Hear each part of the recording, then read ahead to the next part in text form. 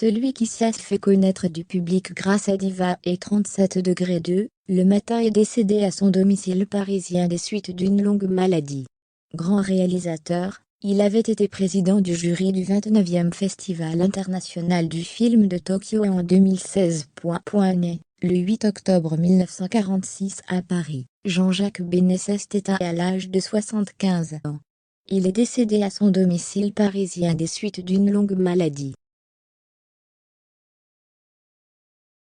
Réalisateur, écrivain et producteur de cinéma français, il avait débuté sa carrière en 1969 en travaillant en tant qu'assistant réalisateur de Jean Becker pour la série télévisée Les Saintes Chéries de Claude Berry, 1970. 7 ans plus tard, il décide de réaliser son premier court-métrage baptisé Le Chien de Monsieur Michel. Très vite, il se fait remarquer, et obtient même le premier prix au Festival de Trouville. En 1980, Jean-Jacques Benet imagine son premier film long-métrage, Diva, puis crée sa propre société de production Cargo Film en 1984.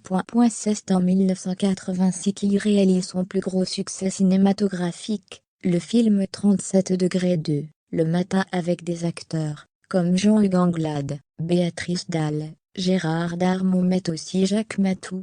Un véritable carton qui fait décoller la carrière de Jean-Jacques Benet, qui obtient même pour ce film, le César de la meilleure affiche en 1987. Quelques minutes seulement après l'annonce de la mort du réalisateur, Béatrice Dalle a tenu à lui rendre hommage sur Instagram.